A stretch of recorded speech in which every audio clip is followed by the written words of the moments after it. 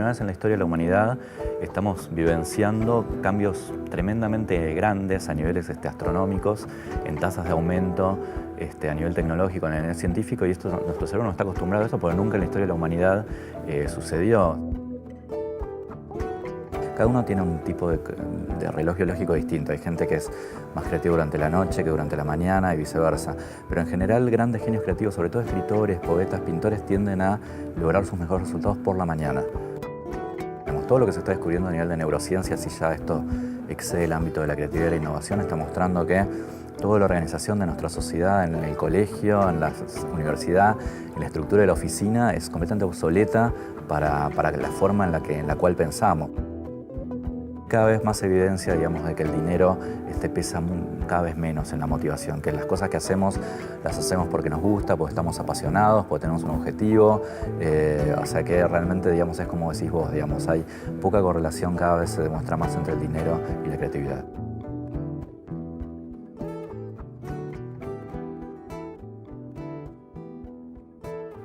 Hola, bienvenidos. Gracias por estar ahí y por estar aquí. Estoy con el invitado en la mano, porque les presento. ¿Vieron cuando se hacen presentaciones de libros? Bueno, les presento un libro. Ideas en la ducha. El autor es Sebastián Campanario. Sebastián, gracias por estar acá. Bueno, y vamos a lo concreto. Dice, ideas en la ducha, todas las técnicas para ser más creativos. Es casi como una propuesta de autoayuda. Sí, ahora se dice autosuperación, que Autosuperación. es un poquito más elegante, ¿no? Pero bueno, nada, básicamente es un libro que está basado en cosas que escribo sobre todo en el suplemento Sábado de La Nación, así que son más de 200 entrevistas sobre temas de innovación y de creatividad. Me fui un poquito de lo que yo trabajaba anteriormente, que era más la economía, porque me enamoré de este vector temático que realmente es apasionante. Ahora, Ideas en la ducha es tu título. Es el título, sí, se me ocurrió en la ducha para ser coherente. ¿Estás conforme con la bajada del título, con esto de que todas las técnicas... Es lo y que... no sé si están todas, por ahí falta, en segundo tomo estarán todas. Es una negociación con la editorial todo el tiempo, el título, la bajada, el video que muestra lo que es el libro. ¿Por qué no les gustaba el título Ideas en la ducha? No es que no les gustaba, no les terminaba de convencer. Ellos tienen algunas personas que les mandan capítulos o títulos y esas personas no reaccionaron del todo bien, pero como no tenían algo superador, terminó gustando, y al final, una vez que salió, anda muy bien el libro, ya agotó 3 ediciones, así que, digamos, están contentos con el resultado final. Y vamos a lo obvio, ¿se te ocurrió en la ducha? Se me ocurrió en la ducha, y tiene que ver con la cotidianeidad de las ideas y de la creatividad, que generalmente tienden a surgir cuando uno está más relajado, cuando afloja un poco el foco de la atención del trabajo. Podría haberse llamado ideas cuando salgo a correr, cuando salgo a pasear el perro, cuando hago una actividad que no tenga demasiado foco en la atención. ¿Por qué crees que particularmente en la ducha suceden las ideas? La ducha es un ejemplo que además tiene una particularidad, que es que el agua caliente te produce una generación de dopamina en el cerebro que está correlacionada... ¿Eso está probado? Sí, a ver, probado entre comillas. Todo lo que sea a nivel de discusión de neurociencia sobre la creatividad está probado en muestras, en estudios muestrales. Todavía no se sabe qué pasa a nivel mononeuronal con una idea. O sea, que todo lo que se hace en las neurociencias, digamos, es una aproximación no absoluta. Claro, pero vos en el libro, por ejemplo, decís que la idea es una consecuencia de cuando uno se enfoca y se concentra en un tema y al cabo de un tiempo, a veces de demasiado tiempo, surge la idea. Sí. ¿No? Entonces, ¿cómo puede ocurrir en una pequeña ducha de 2 minutos o 5 a la mañana? Porque vos no es que se te ocurra de la nada, no es que vos estés caminando por el parque y de golpe tengas la solución al quinto teorema de Fermat. Vos tenés que haber pensado previamente, si querés, en forma obsesiva en algo, no se te ocurre y de golpe la solución viene cuando estás relajado. A mí me pasa mucho, no sé si vos cuando estás escribiendo, que de golpe estás medio bloqueado, te das una ducha, vas a correr, a andar en bicicleta y se te ocurre algo y querés anotarlo. De hecho, ahora se venden en Estados Unidos ya anotadores para la ducha, ¿no? Con que son a prueba de agua, si uno puede escribir cuando se le ocurre algo. Ahora, la ducha tiene que durar un tiempito, porque tiene que durar un tiempo. No tiene que ser una ducha cortita. Sí, es un detalle, es una anécdota. La verdad que hay mil, yo era muy... Y tiene que ser a solas. Eso, supuestamente sí, pero sabes que hay correlación también entre creatividad y hay relaciones sexuales, hay correlaciones con alcohol, con drogas, con todo. Señalame a ver cuáles son las que vos más te asombraron. ¿Las más insólitas? Sí. Mira, hace poco escribí una nota en La Nación justamente con correlaciones insólitas. Por ejemplo, hay un estudio que muestra que los lugares con gente que un poco más tramposa tienden a ser lugares más creativos. ¿Cómo sería eso? Y la idea es que la gente por ahí más tramposa no tiene mucho apego a las reglas, es más abierta y está correlacionada con alta creatividad. También hay una alta correlación, por ejemplo, entre diversidad sexual y creatividad. Ahora, ese tipo de observaciones, por ejemplo, Sí. la gente más tramposa, es decir, que elude más las reglas, tendería a ser más creativa. Sí. Tiene sus riesgos, ¿no? Porque suponete en la administración de un país o alguien que decir, bueno, vamos a juntar a los tramposos porque generalmente no da el mismo resultado. Por supuesto que hay riesgos. Digamos, también una correlación positiva entre consumo de alucinógenos y creatividad que se estudió mucho en la década del 60 y te da positivo. Eso no quiere decir que sea una justificación para consumir alucinógenos, pero la correlación positiva está con alcohol también. Hasta determinado nivel, digamos, te aumenta, digamos, tu capacidad, tu proceso creativo, en determinado nivel cae al piso. ¿Y esos son estudios científicos comprobados? Son estudios muestrales, sí, más o menos comprobados. Te digo, de nuevo, no hay una lectura a nivel mononeuronal de qué es lo que pasa con la creatividad en el cerebro cuando vos tenés una idea. O sea, todo esto son discusiones a nivel muestral. Nosotros aquí en esta segunda temporada de la clase estamos trabajando sobre el origen de las vocaciones. Y la invitación, además de ser el autor del libro, era porque tal vez en estas técnicas de creatividad tengan que ver cómo se puede desarrollar una vocación. Digamos, antes una vocación era casi un mandato familiar, si eras abogado, hijo de abogados, hijo de médico, hijo de ingeniero, y hoy con la apertura que hay de nuevos emprendimientos, se pueden ser demasiadas cosas y eso a la vez también puede servir para anular determinadas vocaciones. ¿Cómo reconocerlas? ¿Puede ser que la vocación sea una idea también? Totalmente, la verdad que podríamos hablar horas y horas de este tema, pues realmente fascinante. Yo te digo, estudié economía, estudié periodismo, hice millones de cosas, así que, digamos, yo concuerdo completamente en que la vocación puede cambiar a lo largo de tu vida, o sea, lo que a vos te gusta a los 18, 20 años cuando elegís una carrera no es necesariamente lo que te gusta a los 30 ni a los 40.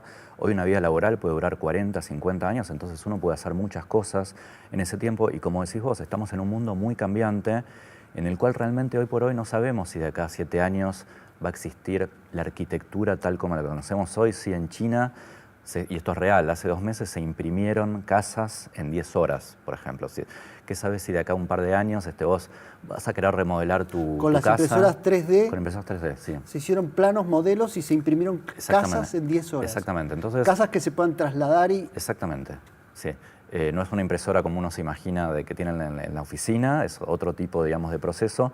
Pero digo, hoy por hoy está muy poco claro, digamos, qué va a pasar con el mercado laboral de acá a muy pocos años. De hecho, hay estudios que muestran que la mitad de los empleos, por ejemplo, en Estados Unidos, van a quedar obsoletos en los próximos 20 años. La mitad de los empleos. Sí, un 48, 49%. Es un estudio buenísimo. Entonces, para alguien que está buscando su vocación, ¿tiene que relacionar su vocación con ese tipo de datos? Totalmente. Es decir, por ahí estoy estudiando algo, me gusta algo que va a desaparecer en 10 años. Totalmente. Ahí, digamos, si vos tenés en cuenta ese escenario, ahí el consejo es estudiar algo que sea lo más amplio posible, que te dé la posibilidad a vos de saltar el día de mañana a otro sector, que no sea algo demasiado específico. Invertir en la mejor educación posible, porque tenés que, digamos, hay la competencia feroz y tenés que educarte muy bien. Claro, pero el asunto es cómo descubrir eso, Sí. cuál es la mejor educación posible. Teniendo en cuenta, por ejemplo, hay datos en tu libro que son muy reveladores. Los adelantos tecnológicos antes, las consecuencias de los adelantos tecnológicos, tardaban muchos años en manifestarse. Y hoy una computadora duplica su capacidad en 2 años. Es decir, ¿cómo está recibiendo nuestro cerebro todas esas innovaciones, esos cambios? Nuestro cerebro no los percibe como los debería percibir, porque nuestro cerebro no está acostumbrado a ver cambios exponenciales en las cosas. Por primera vez en la historia de la humanidad estamos vivenciando cambios tremendamente grandes a niveles astronómicos, en tasas de aumento a nivel tecnológico, a nivel científico, y nuestro cerebro no está acostumbrado a eso porque nunca en la historia de la humanidad sucedió. O sea, yo me la paso haciendo notas sobre innovaciones silenciosas, ¿no? Algunas innovaciones que tienen que ver con la química o ingeniería de materiales, por ejemplo, que están provocando cambios completamente drásticos en lo que es el área de energía, en todo tipo de áreas, y que a nivel mediático no tienen repercusión, pues son notas poco sexys para hacer. O sea, una nota sobre química de materiales, vos en la cabeza tenés que poner a hablar de polímeros, por ejemplo, y ya el lector un domingo se fue a jugar al fútbol o a jugar con los hijos. Entonces hay muchos temas en los cuales está habiendo avances muy grandes y están subrepresentados en la discusión mediática, en la discusión política, en la discusión empresarial, te diría a todo nivel. Claro, no tienen el interés inmediato, pero a la larga van a cambiar nuestras vidas. Digamos, la innovación está muy concentrada, si querés, a nivel de discusión mediática, en las aplicaciones del celular, en las cosas más flashy, ¿no? Pero están pasando muchas cosas por el costado que también son muy importantes y por ahí no tienen un reflejo en la discusión de la vida cotidiana. Claro, y a propósito, por ejemplo, de las aplicaciones para celulares y demás, vos decís en tu libro también otro dato muy interesante, es cuando la gente se entusiasma con las aplicaciones, que solo uno de cada 10 proyectos emprendidos por las startups son los que triunfan, la mayoría fracasan. Sí, ahí también tenemos una responsabilidad de los periodistas que en general contamos las historias de éxito. Claro, ¿no? contamos la historia de Google, de Facebook, pero no de las que fracasaron. No de las que fracasaron, contamos las historias de éxito protagonizadas por gente muy joven, por ejemplo. Yo te pregunto a vos, ¿cuál crees que es la edad promedio de un emprendedor en Silicon Valley? Les pregunto a ustedes, ¿cuántos años piensan que tiene? Y les pongo una foto del creador de Google, que lo hizo a los 20 y pocos, ¿no? Y el de Facebook, Mark Zuckerberg, que también triunfó a los 20 y pocos. Y uno tiende a decir, ¿cuál dirían que es una edad promedio? ¿Una edad promedio? 25 años. Bueno, la mayoría de la gente dice eso porque tiene esas historias en la cabeza. Y la edad promedio de un emprendedor en Silicon Valley es de 42 años. En general, la tasa de éxito es mucho más grande cuando uno supera los 30, 35 años.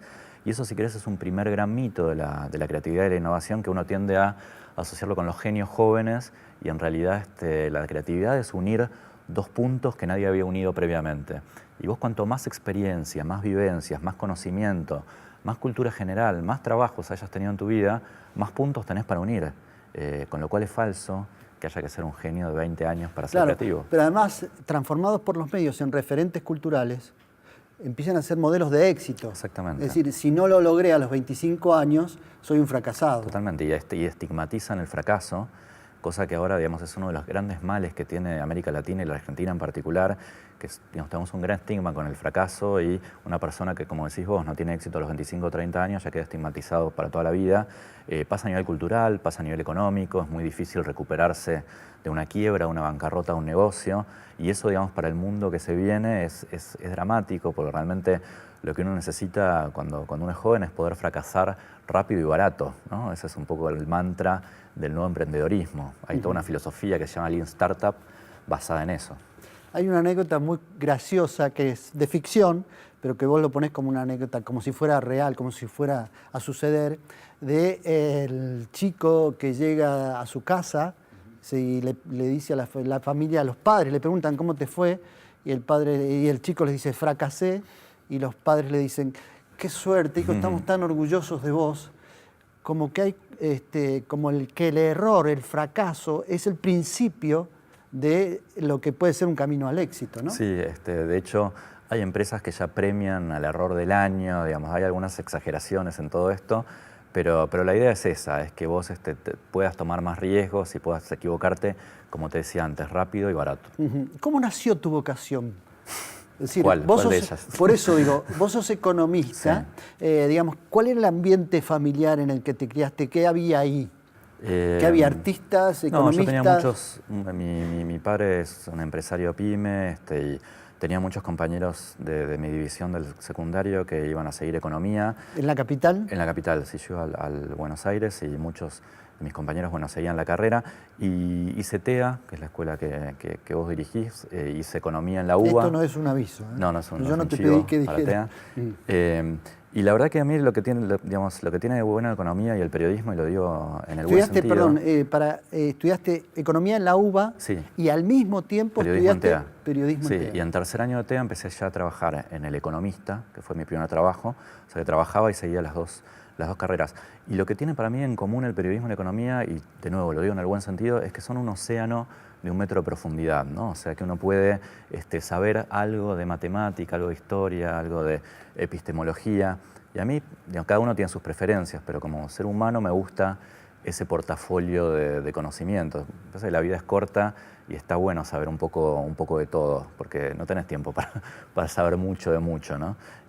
Así que te diría que la vocación se fue desarrollando por esos dos carriles, y cuando me frustro o estoy mal con alguna de ellas, digo, bueno, estoy mal con el periodismo, digo, soy más economista, y viceversa. La realidad es que desde los 20 años trabajo en periodismo, y si tengo que elegir una de las dos, me considero más periodista que economista.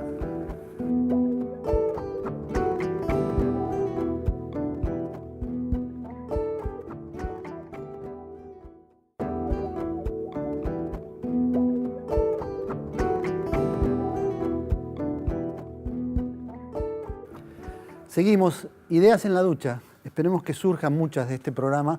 Sebastián Campanario, el autor. Sebastián, en la ducha generalmente son cortas, ¿no? Generalmente la gente está apurada. Pero, por ejemplo, cuando uno va a correr y empieza con la mente en blanco, pasa los primeros 500 metros, 1000 metros, y después se empieza a producir. ¿Esto es un fenómeno químico?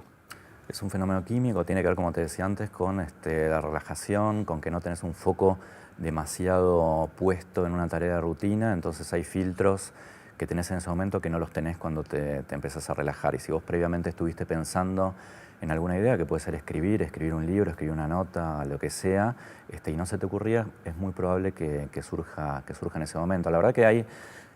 Dale. No, te decía que, y también ocurre en momentos de absoluto reposo, cuando no estás corriendo sino durmiendo, sí, que te acostás con alguna idea todavía sin resolver en la cabeza, y a la mitad de la noche tenés que tener para anotar en la mesa de luz algo porque se te dio la solución, ¿no? Ernest Hemingway, el novelista, decía que le preguntaron cómo hace para escribir una novela, y la respuesta de él: me pongo a limpiar la heladera, ¿no? Como que hacía otra cosa para que se le ocurran ideas. Y también decía que vos, cuando estás escribiendo, nunca tenés que agotar completamente una idea, porque conviene siempre dejarse un poco de jugo. Que quede jugo para mañana. Claro, un sedimento para que tu inconsciente trabaje durante la noche, durante el reposo, cuando no estés trabajando, y de esa forma evitás un bloqueo, un problema de hoja en blanco durante la mañana. Yo digamos, cuando hago notas, por suerte, tengo la suerte de no hacer notas que tienen un cierre diario. Trabajé muchos años con cierre diario, pero cuando puedes hacer una nota que tiene un cierre semanal, eso si tenés disciplina lo puedes hacer. Claro, y además saber cómo continúa la historia, decía Hemingway, vos mismo dejarte, sí, con el interés de saber cómo continúa. A mí me gusta mucho más, yo hago 2 columnas sábado y domingo, y lo que me gusta es siempre trabajar con muchos temas. Ahora tengo temas para 2, 3 semanas más, y todas esas las voy trabajando a poquito, porque cuando vos tenés 2, 3, 4 semanas para trabajar una nota, queda mucho más rica que si vos la cerrás en un par de días de principio a fin, ¿no? Claro. Cuando uno lee Ideas en la Ducha, encuentra más o menos un hilo conductor que justamente no es recto. Que si hay una idea que nos han inculcado de chicos, que es el camino más directo hacia una idea, sería el camino recto. En este caso es al revés. Sí. Todos los caminos son transversales. En el libro se habla bien del error, se habla bien de la oblicuidad. Había un músico, Brian Eno, que hablaba del pensamiento lateral, y componía con tarjetas que él mismo había escrito previamente, y en un momento dado de la composición sacaba una tarjeta, y si la tarjeta le decía tirá todo, tiraba todo y volvía a empezar de cero. Digamos, estos son métodos comprobados, son métodos que algunos probaron y le dio resultado.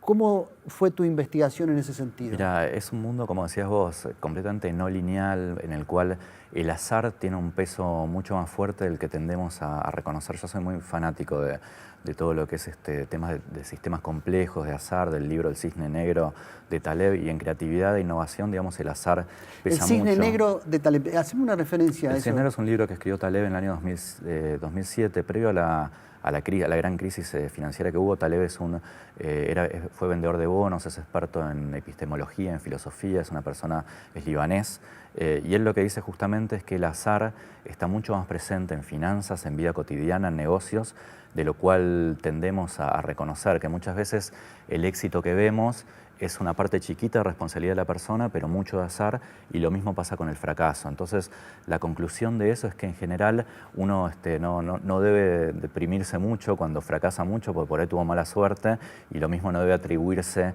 todo el mérito cuando tiene un éxito tan grande. Y en el mundo de las ideas sucede muchísimo eso. Yo te pregunto, la persona que más libros vendió en la historia, ahora no me sale el nombre de un escritor, John Grisham. Menos que la Biblia, pero digamos de escritor. Un escritor de bestseller. Sí, ¿sabes cuántas veces fue a tocar la puerta de una editorial para su primer libro que vendió millones de ejemplares? Tienen un número. ¿Cuántas veces se imaginan que fue? Bueno, fue 28 veces. O sea, 27 veces le dijeron que no. La número 28 le dijo que sí, y vendió millones de libros, ¿no? Yo no sé, yo a la tercera o cuarta ya me hubiera deprimido. Claro, a la primera me dedico a otra cosa. Y él siguió, digamos. Entonces, en este mundo tan complejo, la moraleja es que uno tiene que probar muchas veces, porque cuantos más billetes de lotería tengamos, más probabilidades tenemos de ganarnos el premio. Lo mismo ocurrió con García Márquez, ¿no? Sí, con García Márquez, con J.K. Rowling, la escritora de Harry Potter, fue a 8 editoriales. Brad Pitt fue a 70 u 80 audiciones antes de tener su primer papel en una película. Estamos hablando de Brad Pitt. Así que, digamos, yo estos temas la verdad que a mí me fascinan, y cuando uno ve las historias reales de cómo surgen las ideas, son historias muy rebuscadas, muy oblicuas, de gente que en un momento determinado tiró la toalla, la agarró otro, y que en general como periodistas tenemos un sesgo muy grande a querer descubrir la persona que tuvo ese momento eureka en la ducha y que se le ocurrió, que es una especie de héroe, y contamos esas historias, y en la realidad, en la vida cotidiana, las ideas son mucho más colaborativas, mucho más erráticas. En equipo. En equipo, eso pasa mucho más de lo que pensamos, ¿no? La idea del libro, un poco también, digo, tiene un riesgo, ¿no? Porque alguien que lee el libro podría pensar, bueno, me voy a dedicar a fracasar, me voy a dedicar a no tener ningún pensamiento directo y a pensar que lo primero que pienso es incorrecto, y así a esperar el azar, sí, ¿no? Digamos, ¿dónde entra ahí el esfuerzo, la constancia, la voluntad? Claro, de todo lo que yo te estoy diciendo hay exageraciones y no tendrás que ir al otro extremo. Por supuesto que una de las cosas que vos decís, bueno, si es todo azar, me tiro en la cama a esperar que se caiga una bolsa llena de plata arriba mío y listo. Pero en realidad es todo lo contrario, es que justamente vos tenés que interactuar lo máximo posible con el azar. Hay una frase que a mí me gusta mucho de un psicólogo inglés que se llama Wiseman, que es que la suerte es una función del azar y de tu velocidad de interacción con el azar. Vos al azar no lo podés determinar, pero tu velocidad de interacción sí la podés determinar. Entonces, si vos sos una persona que a la mañana se levanta, se toma el colectivo todos los días para el mismo lugar, no habla con nadie, se queda 8 horas trabajando en un cubículo sin tener contacto con nadie, vuelve a su casa sin hablar con nadie, es muy difícil que tengas suerte. O sea, esa gente dice que no tiene suerte, pero no la vas a tener. En cambio, si vos sos una persona que está en redes sociales, que prueba cosas todo el tiempo, que va a reuniones, que prueba trabajos distintos, que cuando va a su trabajo prueba caminos distintos, es mucho más fácil que vos tengas suerte, entre comillas, y que tengas un cisne negro positivo en tu vida, ¿no? Uh-huh. El entrenador de fútbol, Diego Simeone, el Cholo Simeone, ¿lo conoces? Tenía, y tiene todavía en su avatar de WhatsApp, tiene una frase que dice más o menos así: ¿tomás algo para ser feliz? Y como si él mismo contestara, dice, sí, decisiones. Hay muchas frases, ¿no? Hay esta frase famosa de Picasso que dice, bueno, cuando llegue la inspiración que me encuentre trabajando, una persona que todo el tiempo estaba pintando, entonces obviamente no es que esperaba que llegaran las musas inspiradoras. Yo la realidad es que era muy escéptico con todo este mundo de la creatividad. Medio empecé a entrarle por muchas casualidades, y como economista, los economistas somos muy poco creativos. El mundo de la economía es un mundo muy estructurado. De números y además de... Muy estructurado, muy estructurado. La verdad que le falta mucha creatividad al mundo de la economía. Ahora, hablando del mundo de la economía y de sí, la falta de creatividad, ¿no es justamente ese uno de los fracasos económicos? Sí. Digo, porque cada tanto aparece un economista estrella, un gurú de esos que justamente hizo el camino lateral o trató de ver la economía desde otro lugar, desde un lugar que no sean los números, si gastás más de lo que te entra, fracasaste. Digo, esas... Sí, se ha abierto muchísimo la economía. De hecho, el libro anterior a que se llama Otra vuelta a la economía, lo escribí con Martín Lustó, con el ex ministro, y el anterior es La economía de lo insólito, que es también el tema de la economía no convencional.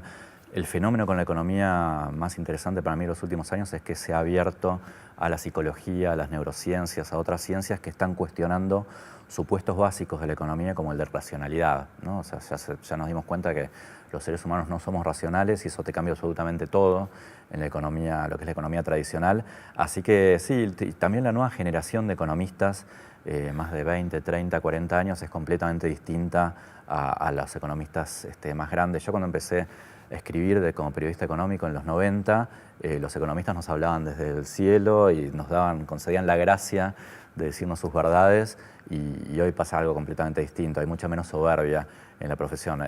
Particularmente en la Argentina, después de la crisis del 2001, digamos, los economistas se portan de otra forma. Y además la sociedad aprendió de economía. Totalmente. ¿No? Sí, somos una de las sociedades que más sabe de economía del mundo y no es casual, tenemos una crisis cada 10, 15 años, así que todos sabemos cuánto está el dólar, cuánto es la inflación, que no pasa en ningún país del mundo. Claro, pero igual de ahí nos faltaría dar un paso más, ¿no? Porque tenemos crisis, pero no sabemos cómo resolverlas después. Sí. Sí, bueno, hay mucha relación entre estos que vos decís y la creatividad también. Somos un país creativo, o sea, es muy difícil medir la creatividad, pero en los aproximadores que hay de innovación y de creatividad le dan bien a la Argentina, le dan muy bien a América Latina y le dan bien a nivel mundial. Tenemos los mejores publicistas del mundo, en neurociencias, en un montón de áreas, tenemos gente muy buena, pero tenemos malos indicadores del final del proceso. O sea, tenemos pocas patentes, por ejemplo, pocos pedidos de patentes en relación a Brasil o Corea o otros países, lo cual nos dice que somos una sociedad con mucha efervescencia creativa, pero tenemos un montón de problemas en el medio, institucionales, de falta de confianza, organización, para que esas ideas lleguen al final del camino, ¿no? O sea, que lo que nos falta es trabajar ese camino intermedio.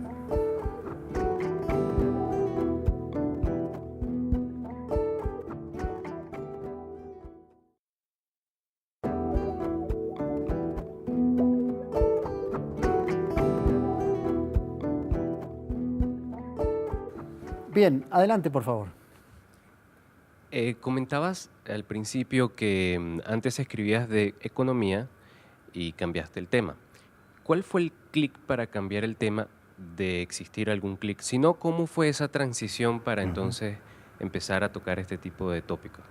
Mira, la pregunta está buenísima. Yo sí, en realidad sigo escribiendo de economía. Los domingos hago esta columna Alter Eco, el suplemento económico, que en realidad es una especie de economía no convencional. Es economía mezcla con psicología, con otras cosas. Pero crecientemente estoy también en esa columna escribiendo cada vez más sobre economía de la innovación y de la creatividad. Y lo que me pasó es que desde que empecé a escribir más intensamente sobre creatividad, una cosa que noto es que las fuentes, la gente con la que hablo, es gente muy apasionada y muy enamorada de lo que hace, que es algo que no me pasa tanto cuando hablo con economistas académicos. Con algunos sí, pero con muchos no. En cambio, en el ámbito creativo, en el ámbito de la innovación, digamos, hay gente muy entusiasmada con lo que hace y eso como periodista uno lo agradece, pues genera historias mucho más potentes, ¿no? O sea, cuando uno habla con alguien que está completamente enamorado de lo que hace, que no lo hace por dinero, sino porque más que nada es algo que le gusta, se generan historias muy potentes. Y la verdad que la Argentina, en términos de innovación y la creatividad, es una cantera hermosa y subaprovechada a nivel periodístico. La verdad es que a mí me sorprende mucho, me sorprendo todas las semanas que en cualquier sector, tema que yo toque de creatividad o de innovación, hay fuentes de primera línea a nivel mundial, te digo, ¿no? O sea, gente que está haciendo acá desarrollos que podrían ser historia en cualquier diario de Estados Unidos o Europa tranquilamente. Así que te diría que eso fue, si querés, la principal explicación un poco de este viraje hacia la creatividad y la innovación. Adelante, por favor. Sebastián, ¿se puede imaginar una humanidad sin creatividad? Yo creo que no, me parece que la creatividad es el principal impulso humano que uno tiene. De hecho, en los estudios que hay sobre inteligencia artificial y reemplazo de las cosas que hacemos, de los trabajos que hacemos hoy por inteligencia artificial, un poco lo último que se va a reemplazar es la creatividad. Por eso es un valor tan importante, ¿no? Porque hay muchas cosas que sí en el corto plazo las van a poder hacer las máquinas y los robots, pero el impulso creativo más puro sigue viniendo de los seres humanos y es completamente complementario con un pensamiento más analítico. Yo te doy un ejemplo, hay una cosa que se llama el ajedrez híbrido, ajedrez avanzado, ajedrez centauro, que son torneos de ajedrez en los cuales uno trabaja con una computadora al lado, ¿no? Juega un jugador con la computadora contra otro jugador con la computadora. Y las partidas que se juegan de ese tipo de ajedrez son mucho más sofisticadas y mucho más difíciles que cualquier otra partida de ajedrez. Me parece que es un buen ejemplo de pensamiento creativo al lado de un pensamiento analítico que hace que en un futuro la combinación de ambos tipos de pensamiento lleven a resultados mejores a los que tenemos hoy, ¿no? Siguiente, por favor. Sí, quería consultar si desde la sociedad nosotros todos podemos ayudar a la economía para que a su vez la economía nos mejore la situación a todos. Por supuesto que sí, como comentaba en el bloque anterior, me parece que hoy la economía, los economistas están mucho más abiertos de lo que estaban en otra época, que pensaban que tenían un saber superior y no había ningún tipo de diálogo con el ciudadano común. Hoy vemos que hay muchos economistas que son candidatos ahora en las elecciones de octubre, que tienen otro tipo de discurso, que van a programas y se pelean, no sé, en Intratables, en programas del horario nocturno, que discuten con cualquier persona. Así que me parece que hay más diálogo del que había antes y por supuesto hay muchas insights, ideas que tienen que surgir de la sociedad para crear mejores políticas económicas. Siguiente, por favor. En el bloque anterior decías que la Argentina tiene altos niveles de creatividad, pero no llega a completar el proceso como para salir de una crisis o ese tipo de cosas. ¿Hay alguna idea creativa justamente como para poder solucionar ese problema? Mira, en el medio lo que pasa son problemas institucionales, problemas de confianza. Yo creo que esto es algo, digamos, en lo cual tengo mucha confianza que la Argentina va a mejorar. Como te decía antes, hay mucha gente muy talentosa en muchos sectores que tienen que ver muy directamente con la creatividad y la innovación. En publicidad estamos entre los 5 países mejores del mundo con primera línea a nivel mundial. Neurociencias, diseño, ni que hablar en actividades artísticas. La Argentina tiene muy buen capital humano en innovación, tenemos un capital innovador muy rico, así como tenemos a Vaca Muerta en energía, como tenemos al campo en la agroindustria, también tenemos un capital innovador que a veces desde la política, desde la agenda empresarial, desde los medios, se tiende a subestimar y a mí me parece que tenemos que cuidarlo y potenciarlo. Así que yo soy súper optimista, digamos, con el futuro de la Argentina en este sector en particular. Además, la innovación es lo que como país te va a dar una capacidad de crecimiento sustentable en el largo plazo, porque los recursos naturales en algún momento se acaban, o en algún momento se descubre una nueva fuente de energía que hace que el petróleo ya no sirva. En cambio, la creatividad e la innovación, digamos, siempre van a servir y siempre te van a hacer una persona diferente. Siguiente, por favor. Sebastián, en un momento vos enunciás que faltan creativos entre los economistas. Yo te pregunto, ¿hasta qué punto está condicionada esa creatividad entre los economistas? Y puede ser que asuste relacionar la palabra creatividad en términos de macroeconomía, por ejemplo. Mira, es una excelente pregunta. Yo una vez hice una nota sobre creatividad en los lugares menos pensados, ¿no? Porque uno tiende, cuando le dicen, bueno, un lugar creativo, piensa en Google, en los puffs blancos en el piso, en la comida orgánica, en un montón de cosas que hacen al estereotipo de creatividad. Y la realidad es que hay explosiones creativas en bancos, en estudios de abogados, en lugares que uno los relaciona poco. Pero yo me acuerdo cuando hablaba con gente de los bancos, te dicen, mira, la palabra riesgo es una mala palabra en el sector financiero. O sea, uno ni la puede ni mencionar.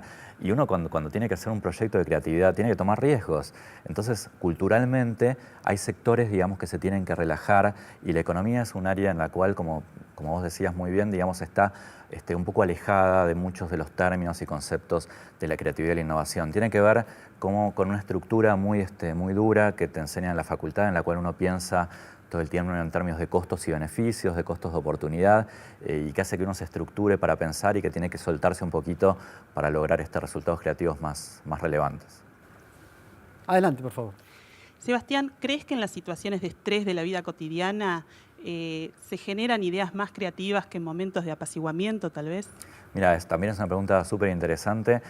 Hay mucha correlación entre la adversidad y lo que se llama creatividad de supervivencia. O sea, yo cuando hablo con mucha gente creativa de la Argentina te dicen, mira, somos un país creativos pues no te queda otra, ¿no? Porque vos hoy tenés un negocio exitoso este año y no sabés si el año que viene va a ser, las variables macroeconómicas van a hacer que esto sea exitoso. Entonces somos creativos medio a la fuerza y la verdad es que hay muchos casos en el mundo de países que han tenido entornos de adversidad muy fuerte. Por ejemplo, el primero que se me ocurre es Israel, ¿no? Israel hoy por hoy es un oasis de creatividad e innovación increíble. O sea, Israel hoy por hoy tiene más empresas listadas en el Nasdaq, que es la bolsa de tecnología de Nueva York, que toda Europa sumada. Es un país chiquitito que ha logrado algo increíble en 15 años y es un país que es el sumum de la adversidad, es un país que está rodeado de enemigos, que está a tiro de la desaparición de una bomba nuclear en cualquier momento y sin embargo se las ha ingeniado porque no le quedó otra para crecer anclándose en la innovación y la creatividad. Así que hay una correlación muy alta entre los momentos de adversidad en un país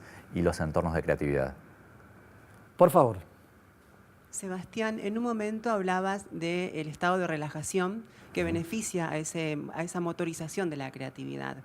Yo te consulto, si está relacionado con la inteligencia emocional de las personas, ¿hasta qué punto impacta por sobre la creatividad de una persona o si es más importante el coeficiente intelectual para motorizar esa creatividad? Sí. Mira, hay muchos mitos con el tema del hemisferio derecho del cerebro, el hemisferio izquierdo. Hay mucha psicología pop por ese lado y lo que se descubrió recientemente en las neurociencias es que la creatividad involucra muchas áreas del cerebro, del área izquierda y del área derecha. Digamos. En realidad está todo mucho más mezclado de lo que pensamos. Pero, por cierto, tu pregunta era... Si es más importante la inteligencia emocional para motorizar esa creatividad o el coeficiente intelectual. Sí, te diría que está todo mucho más mezclado de lo que pensamos. Yo como economista tenía mucho prejuicio con lo que vos decís de relajarme, de la meditación. Y en un momento le hice una nota al director de cine David Lynch, que es un gran impulsor de la meditación para lograr ideas creativas. Y él me convenció de tomar un curso de mindfulness, fui con todo el prejuicio del mundo y realmente, digamos, los resultados que descubrí en materia de creatividad fueron buenísimos, los recomiendo mucho, digo, aún para mentes súper escépticas, agnósticas, muy estructuradas como la mía, sirve. Así que efectivamente relajarse y tomar algunas herramientas para poder hacerlo tiene un impacto grande sobre la creatividad.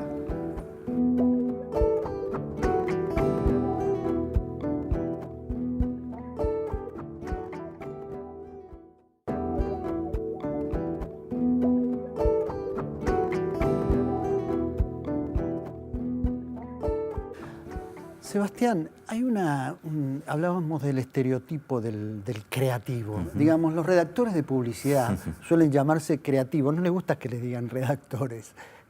Somos creativos. Sí. Como si otra gente no lo fuera, ¿no? Como si otra gente no lo fuera, exactamente. Y ahí, ¿cómo se determina la creatividad? Que alguien es creativo realmente. Mira, hay test que cada vez en lo que es la ciencia de la creatividad son cada vez menos eficientes o se dice que realmente no sirven para determinarlo. La verdad es que no hay una respuesta clara. Como te decía, cuando uno ve lo que son las vidas de grandes genios creativos, hay algunos patrones, pero no hay todavía respuestas científicas. ¿Y los patrones cuáles serían? ¿Qué es lo que encontrás en común? Mira, por ejemplo, lo que es el reloj creativo biológico, por ejemplo, es un tema muy interesante. Cada uno tiene un tipo de reloj biológico distinto. Hay gente que es más creativo durante la noche que durante la mañana y viceversa. Pero en general, grandes genios creativos, sobre todo escritores, poetas, pintores, tienden a lograr sus mejores resultados por la mañana. Por la mañana. Por la mañana. Se levantan muy temprano. O sea, cuando vos ves vidas de grandes novelistas, muchos arrancan a las 5 de la mañana, cortan al mediodía y a la tarde se relajan, van a caminar. Y esto es un patrón, digamos, que se repite mucho en gente muy creativa. Por eso, en general es un error, y esto es una recomendación para vida cotidiana, para el público más general. Cuando uno llega al trabajo a las 9, 10 de la mañana, muchas veces tiende a responder los mails, a entrar en Facebook, en las redes sociales. Es un momento de mucha inspiración y de mucha energía creativa que debería gastarse en actividades más proactivas, ¿no? En discutir un proyecto, en armar algo y dejarlo responder los mails, que es una actividad más pasiva, en la cual vos respondés al pedido de otro, por ahí para después de comer, para momentos en los cuales tenés una energía creativa más baja. Así que te diría que hay varias cosas que se pueden aprender al respecto. Ahora, si se aplicaran estos métodos, habría que reorganizar toda la sociedad. Por ejemplo, que los chicos no tengan que entrar a la escuela a las 7 de la mañana, a las 8, porque eso obliga a los padres a iniciar la actividad diaria con un esfuerzo enorme que les va agotando la energía, y cuando tienen momentos libres siempre es después de la tarde, cuando ya la energía está bastante baja. Pero por supuesto hay que cambiar todo, digamos. Todo lo que se está descubriendo a nivel de neurociencia, si ya esto excede el ámbito de la creatividad y la innovación, está mostrando que toda la organización de nuestra sociedad en el colegio, en la universidad, en la estructura de la oficina es completamente obsoleta para la forma en la cual pensamos, que como decís vos, los chicos entrando a las 7 de la mañana al colegio tienen un bajo rendimiento, la distribución de las horas, de los recreos, la forma en la que estudiamos, todo va a tener que cambiar muchísimo. La gente de Singularity University, digamos, que trabaja muchos temas de innovación, dice que la educación y la salud son las dos áreas en las cuales vamos a ver cambios más drásticos en el corto plazo, justamente porque es tan evidente el fracaso frente a lo que se viene, que vamos a ver muchos cambios de distribución en el corto plazo. Eso sería una oportunidad para países como el nuestro, ¿no? Porque venimos tan retrasados que tal vez estos cambios nos permitan pasar a la vanguardia, si fuera posible. Hacer lo que se llama un leapfrog, ¿no? Un salto, saltearnos algo en el medio. Saltearnos, ¿no? Un siglo. Sí, de hecho, yo te comentaba antes el caso de Israel, ¿no? Israel tuvo una evolución, pasó de ser dio lo que los economistas llamamos el gran salto, pasó de ser un país de ingresos medios bajos a ser un país de ingresos medios altos en 10, 15 años, en un periodo muy corto de tiempo.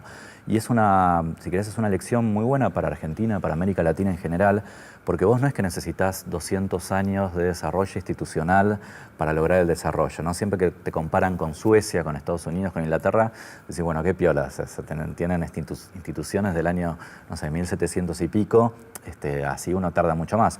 Pero lo que uno ve en este nuevo mundo, digamos, de cambios, aceleraciones a nivel exponencial, es justamente la posibilidad de hacer un catch-up mucho más rápido de lo que se hacía antes. Y es una gran oportunidad, como vos decís, para países como el nuestro. Pero hay un riesgo también para los que quedan fuera los que quedan del otro lado de la brecha tecnológica. Por supuesto. Digamos, si este es un país en el que se calcula que hay 1 millón de jóvenes de los llamados nini, que ni estudian ni trabajan, ¿qué posibilidades hay para ellos? ¿Cuál es la creatividad para ellos en ese mundo nuevo? Bueno, de hecho, cuando vos dividís el debate de economía, la innovación y la creatividad, hay como 3 grandes avenidas. Yo te mencioné los de Singularity, te dicen que el futuro es más Disney, ¿no? O sea, los avances van a solucionar problemas de escasez, de salud, etc.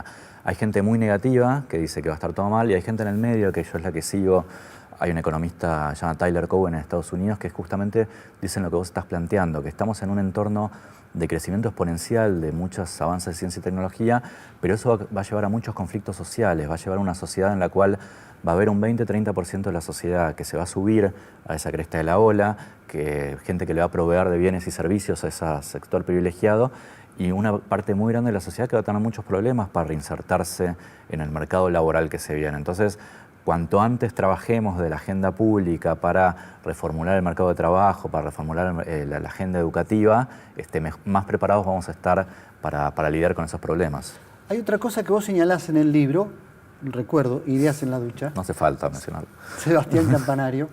Sebastián, hay una cosa que señalás en el libro también, que tienen más posibilidades de creatividad y de innovación las sociedades multiculturales. Totalmente. Las sociedades que además hay datos científicos que prueban, donde, por ejemplo, se acepta el matrimonio igualitario, donde hay inmigración, se mezclan razas, credos, todo eso es más productivo. En ese sentido, nosotros tenemos una ventaja porque somos un país receptor, ¿no? Por supuesto, somos una sociedad multicultural formada por varias oleadas de inmigrantes y eso realmente, digamos, es una gran ventaja. Hay estudios, por ejemplo, que muestran que las ciudades que tienen un gay parade, un desfile homosexual más fuerte, son ciudades muy creativas por lo general. San Francisco, Barcelona, Berlín, Tel Aviv, Londres, y eso tiene que ver con sociedades que son más abiertas mentalmente, que tienden a ser más creativas. No es que haya una causalidad entre el gay parade y la creatividad, sino que ambos son producto de mentalidades más abiertas.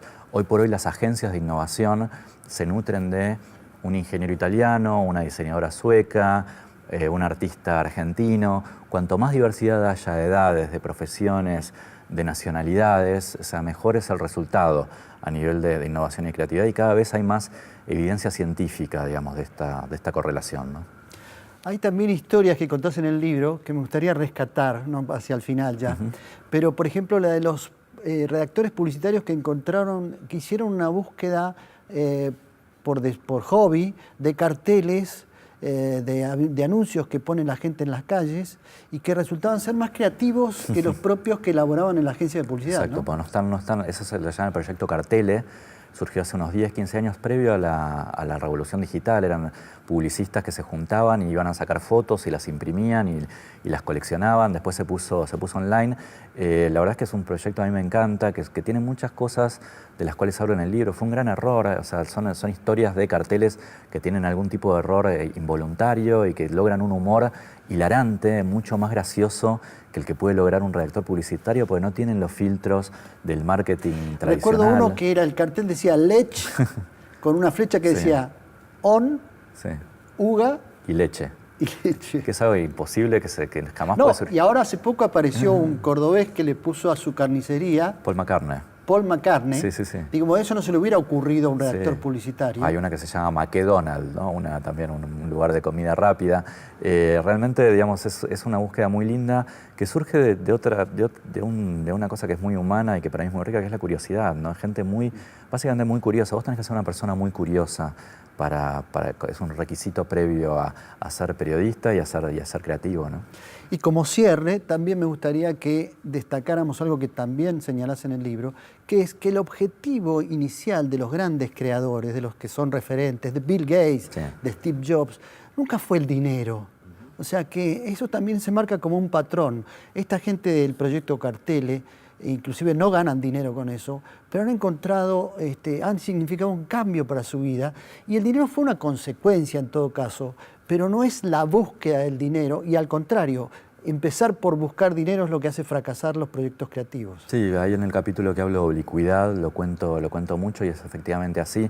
Los chicos del Proyecto Cartele, bueno, no han ganado dinero por eso, pero conocieron todo el mundo, se hicieron famosos, conocieron mucha gente, digamos, entonces indirectamente les ha servido en la carrera. Pero me parece que al final del día, digamos, toda la batalla se resume en la motivación, ¿no? Uno tiene que estar motivado para hacer algo y hay cada vez más evidencia, digamos, de que el dinero pesa cada vez menos en la motivación, que las cosas que hacemos las hacemos porque nos gusta, porque estamos apasionados, porque tenemos un objetivo, o sea que realmente, digamos, es como decís vos, digamos, hay poca correlación, cada vez se demuestra más entre el dinero y la creatividad. Y lo dice un economista, ¿eh? Así que, Sebastián, muchas gracias por venir. Muchas gracias.